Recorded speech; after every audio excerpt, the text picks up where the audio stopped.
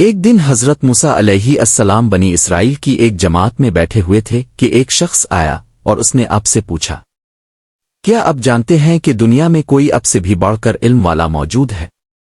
حضرت موسیٰ علیہ السلام نے فرمایا، نہیں۔ اس پر اللہ تعالیٰ نے حضرت موسیٰ علیہ السلام کے پاس وحی بھیجی کہ ہاں، ہمارا بندہ خضر ہے، یعنی جس کا علم تم سے زیادہ ہے۔ حضرت موسیٰ علیہ السلام نے اللہ سے دریافت کیا کہ خضر علیہ السلام سے ملنے کی کیا صورت ہے؟ تو اللہ تعالیٰ نے ایک مچھلی کو ان سے ملاقات کی علامت قرار دیا اور ان سے کہہ دیا کہ جب تم اس مچھلی کو گم کر دو تو واپس چلے جانا، تب خضر علیہ السلام سے تمہاری ملاقات ہوگی۔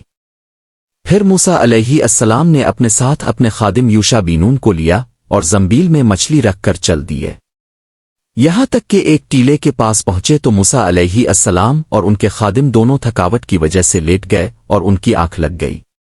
مچھلی زنبیل میں کودنے لگی، یہاں تک کہ نکل کر دریا میں گر گئی۔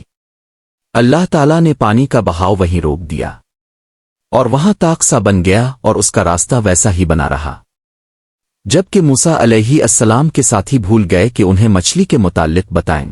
صبح ہوئی تو موسیٰ علیہ السلام نے اپنے ساتھی سے کھانا طلب کیا اور فرمایا کہ اس سفر میں ہمیں بہت تھکن ہوئی ہے۔ ان کے ساتھی نے کہا، دیکھیے، جب ہم ٹیلے پر ٹھہرے تو میں مچھلی بھول گیا تھا اور یقیناً یہ شیطان ہی کا کام ہے کہ مجھے بھولا دیا کہ میں اب سے اس کا تذکرہ کروں۔ اس مچھلی نے عجیب طریقے سے دریا کا راستہ اختیار کیا۔ حضرت موسیٰ علیہ السلام نے فرمایا، وہی جگہ تو ہم تلاش کر رہے تھے۔ چنانچہ وہ دونوں اپنے قدموں کے نشانوں پر واپس چل پڑے۔ چلتے چلتے ایک چٹان کے پاس پہنچے تو ایک آدمی کو دیکھا جس نے چادر سے اپنے آپ کو ڈھانپا ہوا تھا۔ حضرت موسیٰ علیہ السلام نے انہیں سلام کیا تو انہوں نے فرمایا، اس زمین میں سلام کہاں؟ موسیٰ علیہ السلام نے فرمایا، میں زمین میں موسیٰ ہوں۔ انہوں نے پوچھا، بنی اسرائیل کا موسیٰ؟ آپ علیہ السلام نے فرمایا، ہاں۔ حضرت خضر علیہ السلام نے فرمایا، اے موسیٰ، تمہارے پاس اللہ کا دیا ہوا ایک علم ہے جسے میں نہیں جانتا، اور میرے پاس اللہ کا عطا کردہ ایک علم ہے جسے آپ نہیں جانتے۔ حضرت موسیٰ علیہ السلام نے فرمایا، کیا میں اس شرط پر آپ کے پیچھے چلوں کہ آپ میری رہنمائی فرماتے ہوئے مجھے وہ علم سکھائیں جو اللہ تعالیٰ نے آپ کو سکھایا؟ حضرت خضر علیہ السلام نے فرمایا، آپ صبر نہیں کر سکیں گے، اور اس چیز پر کیسے صبر کر سکیں گے جس کا آپ کی عقل نے احاطہ نہیں کیا؟ حضرت موسیٰ علیہ السلام نے فرمایا کہ آپ مجھے صبر کرنے والا پائیں گے اور میں آپ کی حکم عدولی نہیں کروں گا۔ حضرت خضر علیہ السلام نے فرمایا، اگر میری پیروی کرنا ہی چاہتے ہو تو جب تک کوئی بات میں خود نہ بیان کروں آپ مجھے نہیں پوچھیں گے۔ حضرت موسیٰ علیہ السلام نے فرمایا، ٹھیک ہے۔ پھر حضرت موسیٰ علیہ السلام اور حضرت خضر علیہ السلام دونوں ساحل پر چل رہے تھے کہ ایک کشتی ان کے پاس سے گزری۔ انہوں نے کہا کہ ہمیں بھی سوار کر لو۔ انہوں نے خضر علیہ السلام کو پہچان لیا اور بغیر کرائے کے دونوں کو بٹھا لیا۔ حضرت خضر علیہ السلام نے اس کشتی کا تختہ اکھاڑ دیا۔ حضرت موسیٰ علیہ السلام بول پڑے کہ اپنے کشتی کو توڑ دیا تاکہ اس میں بیٹھنے والے غرق ہو جائیں۔ آپ نے بڑا عجیب کام کیا ہے۔ حضرت خضر علیہ السلام نے فرمایا، اے موسیٰ، کیا میں نے تمہیں نہیں کہا تھا کہ تم میرے ساتھ رہ کر صبر نہیں کر سکو گے؟ حضرت موسیٰ علیہ السلام نے فرمایا، جو بات میں بھول گیا ہوں آپ اس پر میرا مواخذہ نہ کریں اور مجھے تنگی میں نہ ڈالیں۔ پھر وہ کشتی سے اترے تو دیکھا ایک بچہ کچھ بچوں کے ساتھ کھیل رہا تھا۔ حضرت خضر علیہ السلام نے اس کا سر پکڑا اور اسے ہاتھ سے جھٹکا دے کر قتل کر دیا۔ حضرت موسیٰ علیہ السلام کہنے لگے کہ آپ نے ایک بے گناہ کو قتل کر دیا، آپ نے بڑی بیجا حرکت کی۔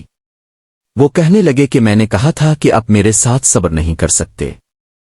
حضرت موسیٰ علیہ السلام کہنے لگے کہ اگر اس کے بعد بھی میں آپ سے کسی چیز کے بارے میں سوال کروں تو آپ مجھے ساتھ نہ رکھیے گا، آپ میری طرف سے عذر کو پہنچ چکے ہیں۔ پھر وہ دونوں چلے یہاں تک کہ ایک بستی کے پاس سے گزرے اور ان سے کھانے کے لیے کچھ مانگا تو انہوں نے ان کی مہمان نوازی کرنے سے انکار کر دیا۔ اتنے میں وہاں انہیں ایک دیوار ملی جو گرنے کے قریب تھی، تو حضرت خضر علیہ السلام نے اس دیوار کو سیدھا کھڑا کر دیا۔ حضرت موسیٰ علیہ السلام نے کہا، اگر آپ چاہتے تو ان سے اس کا معاوضہ لے لیتے تاکہ ہم کھانا وغیرہ کھا لیتے۔ حضرت خضر علیہ السلام نے کہا کہ اب میرے اور تمہارے درمیان جدائی ہے۔ اب میں تمہیں ان باتوں کی اصلیت بھی بتا دوں گا جن پر تم سے صبر نہ ہو سکا۔ کہ کشتی تو ان مسکینوں کی تھی کہ جو سمندر میں مزدوری کرتے تھے، اور ان کا ایک ظالم بادشاہ تھا جو اچھی کشتی کو چھین لیتا تھا، تو میں نے چاہا کہ میں اس کشتی کو عیبدار کر دوں۔ تو جب کشتی چھیننے والا آیا تو اس نے کشتی کو عیبدار سمجھ کر چھوڑ دیا، اور وہ کشتی آگے بڑھ گئی، اور کشتی والوں نے ایک لکڑی لگا کر اسے درست کر لیا۔ اور وہ لڑکا جسے میں نے قتل کیا، اس کے ماں باپ دونوں مومن تھے۔ ہمیں اندیشہ ہوا کہ وہ بڑا ہو کر ان کو بھی سرکشی اور کفر میں نہ پھنسا دے، تو ہم نے چاہا کہ ان کا پروردگار اس کی جگہ ان کو اور لڑکا عطا فرمائے جو پاک تینتی میں اور محبت میں اس سے بہتر ہو۔ اور وہ جو دیوار تھی سو وہ 2 یتیم لڑکوں کی تھی جو شہر میں کام کرتے تھے، اور اس دیوار کے نیچے ان کا خزانہ دفن تھا، اور ان کا باپ ایک نیک بخت آدمی تھا۔ تو تمہارے پروردگار نے چاہا کہ وہ اپنی جوانی کو پہنچ جائیں اور پھر اپنا خزانہ نکال لیں۔ یہ تمہارے پروردگار کی مہربانی ہے، اور یہ کام میں نے اپنی طرف سے نہیں کیے۔ یہ ان باتوں کا راز ہے جن پر تم صبر نہ کر سکے۔ حضرت ابو ہریرہ رضی اللہ عنہ سے روایت ہے کہ نبی کریم صلی اللہ علیہ وسلم نے فرمایا، حضرت خضر کا یہ نام اس وجہ سے ہوا کہ وہ ایک سوکھی زمین جہاں سبزے کا نام و نشان بھی نہ تھا، یعنی بنجر زمین تھی، اس پر بیٹھے تھے، لیکن جو ہی وہ وہاں سے اٹھے تو وہ جگہ سرسبز ہو کر لہلہانے لگی۔ خضر کے لغوی معنی سرسبز کے ہیں۔ حضرت موسیٰ علیہ السلام اور حضرت خضر علیہ السلام کے سفر کے اس قصے میں اہل ایمان کے لیے کئی سبق پنہا ہے۔ غیب کا علم صرف اللہ تعالیٰ ہی کو ہے۔ ایک جلیل القدر نبی کو اللہ تعالیٰ نے عملی طور پر یہ بتا دیا کہ دیکھو تم نہیں جانتے کہ اللہ نے کس کو کیا عطا کیا ہے۔ اگر اللہ چاہتا تو صرف وحی کے ذریعے ہی مطلع فرما دیتا، لیکن اللہ تعالیٰ نے ضروری سمجھا کہ آنے والی نسلوں کے لیے اس بات کا عملی مظاہرہ ہو۔ اللہ رب العزت کا کارخانہ مشیت جن مصلحتوں اور حکمتوں پر چل رہا ہے وہ چونکہ بنی نوع انسان کی نظروں سے اوجھل ہیں، چنانچہ انسان ہر بات پر حیران اور پریشان ہو جاتا ہے، اور بعض اوقات تو ناشکری اور شکایت کے الفاظ ادا کر ڈالتا ہے۔ بظاہر جس چیز میں اسے برائی نظر آتی ہے اسے وہ اپنے لیے غلط سمجھتا ہے، لیکن اگر اس کی حقیقت عیاں کر دی جائے تو اسے احساس ہوگا کہ میرے رب نے جو میری بہتری کے لیے مناسب سمجھا وہ کیا۔ چنانچہ اللہ کے فیصلوں پر تنقید و ناشکری اور بے صبری اہل ایمان کا شیوا نہیں ہے۔ بعض اوقات جو کچھ ہمیں جیسا نظر آتا ہے ویسا ہوتا نہیں، اسی لیے حکم ہے کہ ہر حال میں اللہ کا شکر ادا کیا جائے۔ ایک اور اہم سبق استاد و شاگرد کی وہ تعظیم ہے جس نے ایک جلیل القدر نبی کو پابند کر دیا کہ وہ اپنے استاد کی نہ صرف عزت و تکریم کرے بلکہ ان کا اتباع لازم ہے۔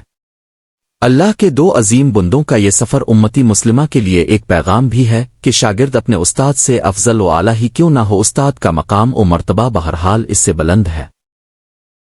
ناظرین، اس واقعہ میں آپ نے دیکھا کہ کس طرح کچھ عجیب و غریب واقعات ہوئے جو انسان کی دلیلوں، تعویلات اور منطق سے اوپر کے ہیں۔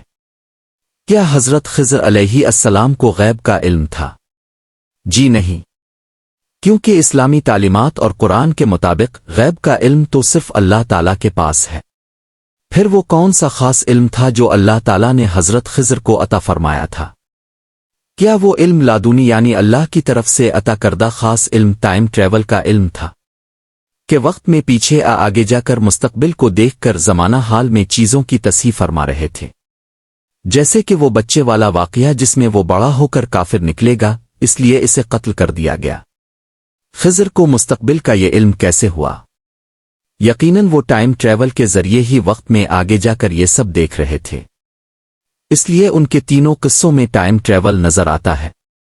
پھر مچھلی کا عجیب طریقے سے دریا میں سوراخ بنا کر اس کے اندر چلے جانا، جو حضرت خضر علیہ السلام کے ملنے کی نشانی بھی تھی۔ آخر وہ کون سا راستہ تھا جو دریا میں کھول گیا تھا؟ حدیث کے مطابق اسی راستے سے گزر کر حضرت موسیٰ علیہ السلام حضرت خضر علیہ السلام تک پہنچے۔ کیا وہ کوئی پورٹل تھا؟ جمہور علماء کی یہی رائے ہے کہ حضرت خضر علیہ السلام زندہ ہے۔ حضرت موسیٰ علیہ السلام کے ساتھ ان کی ملاقات سے یہ بات ثابت ہوتی ہے۔ حالانکہ اب کا دور حضرت موسیٰ علیہ السلام سے کئی سو برس پہلے حضرت ابراہیم علیہ السلام کے دور کے فوری بعد کا ہے۔ حضرت خضر علیہ السلام صدیوں سے رجال الغیب سے ملاقاتیں کرتے آ رہے ہیں اور بعض اوقات ان کی رہنمائی بھی فرماتے ہیں۔ تمام اہل نظر حضرت خضر علیہ السلام کو اولیاء کرام کا قائد مانتے ہیں۔ امام علی علیہ السلام نے حضرت خضر علیہ السلام کو سید القوم تسلیم کیا ہے۔